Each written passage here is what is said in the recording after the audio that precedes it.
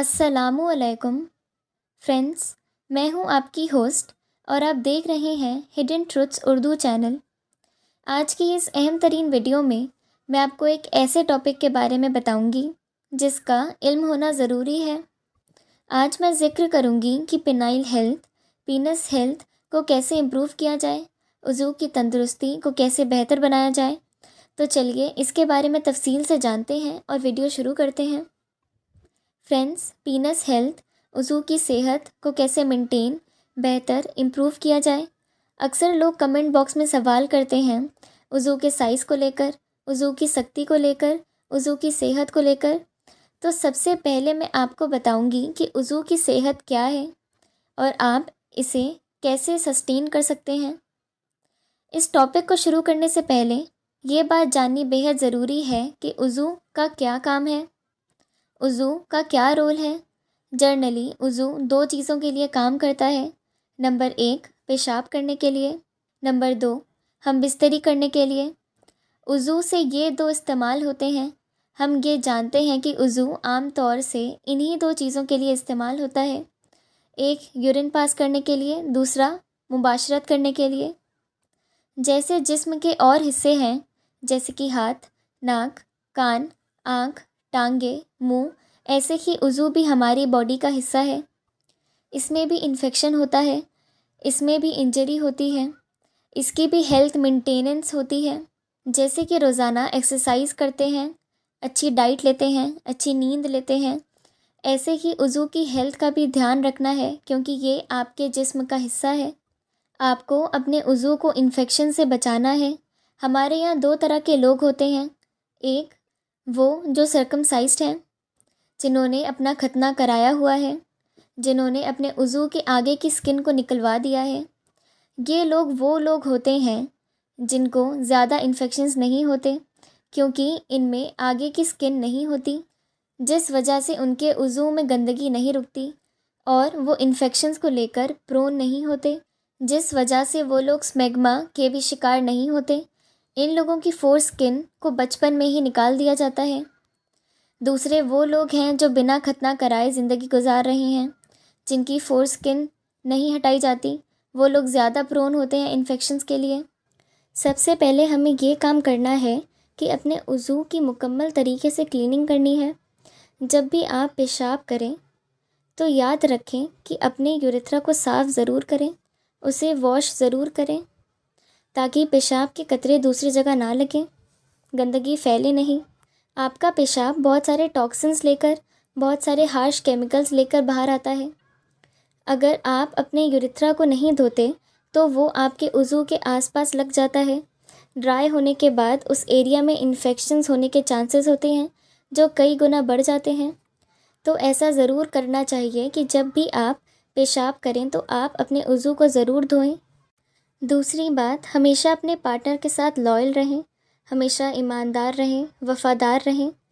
یہ ضروری ہے کہ آپ کو معلوم ہو کہ آپ جس پارٹنر کے ساتھ ہم بستری کرنے جا رہے ہیں وہ HIV یا STD کا شکار تو نہیں ہے، وہ پارٹنر بیمار تو نہیں ہے۔ اگر آپ اپنے پارٹنر کے ساتھ لائل نہیں ہو اور کہیں اور بھی ہم بستری کر رہے ہو تو ہو سکتا ہے کہ آپ کو سیکشول ٹرانسمیٹڈ ڈیزیز لگنے کے یا HIV ایڈز لگنے کے چانسز بڑھ جائیں۔ جیسے آج کل پروسٹیٹیوٹ بہت کامن ہے، ان ہائیجینک ہم بستری بہت کامن ہے، اس میں بہت دھیان رکھنے کی ضرورت ہے۔ کئی نوجوانوں میں انفیکشنز کو دیکھا گیا ہے جو کافی کامن ہوتا جا رہا ہے۔ اس لیے دھیان رکھیں کہ اپنے پارٹنر کے ساتھ وفادار رہیں کیونکہ انفیکشن سے بچنا بہت امپورٹنٹ ہے۔ انفیکشنز آپ کی ہم بستری اور عضو دونوں کو خراب کر دیتا ہے۔ ایسا نہیں کرنا کہ آپ جوش میں سیکشول ڈیزائرز میں اتنا کھو گئے کہ آپ کو معلوم ہی نہیں ہے کہ آپ اپنے عضو کا استعمال کیسے کر رہے ہیں۔ آج کے وقت میں عضو سے ریلیٹڈ کیسز دیکھے جاتے ہیں۔ ہم بستری کے دوران عضو میں فریکچر ہو گیا، عضو میں انجری ہو گئی، عضو میں ٹیئر ہو گیا، عضو سے خون آنے لگا۔ آپ کتنا فورسفلی اور رانگ پوزیشن میں ہم بستری کرتے ہیں کہ آپ کو ان سب چیزوں کا سامنا کرنا پڑ جاتا ہے اور آپ کے عضو میں انجری کے چانسز بڑھ جاتے ہیں۔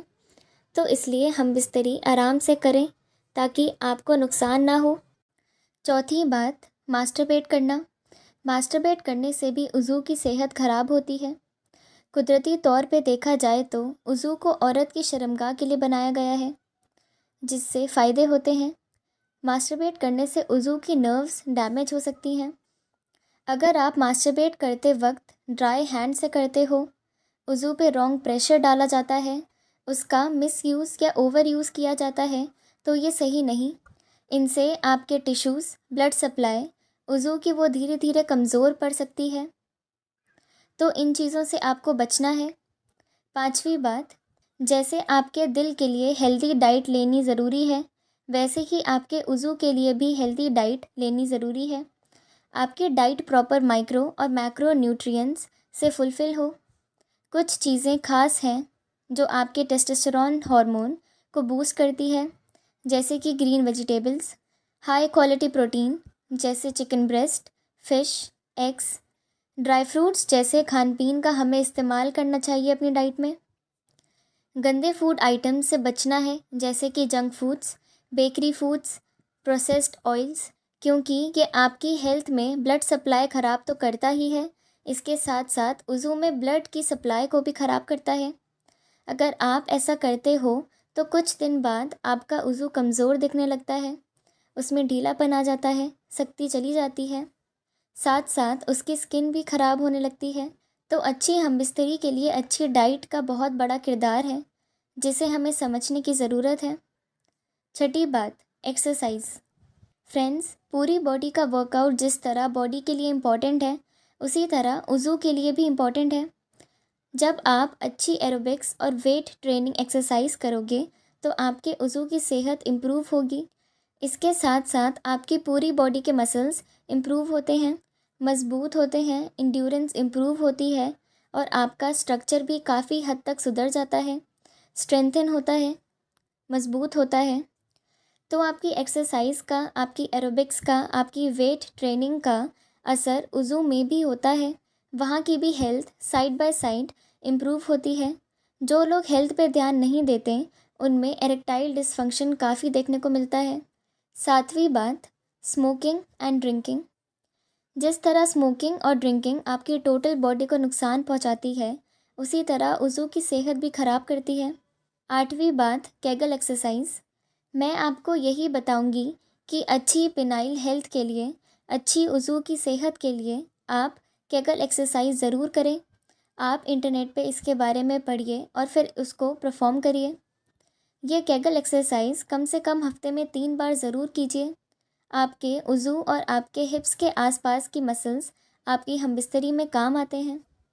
इसे पेल्विक फ्लोर भी कहा जाता है।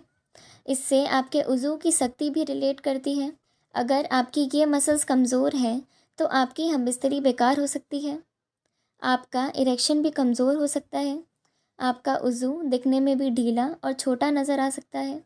तो जिन मसल्स की मैं बात कर रही थी, अगर वो आपकी मज़बूत हैं तो आप एक नॉर्मल इंसान से अच्छी हमबिस्तरी कर पाओगे, आपका उज़ू नॉर्मल इंसान से अच्छा होगा।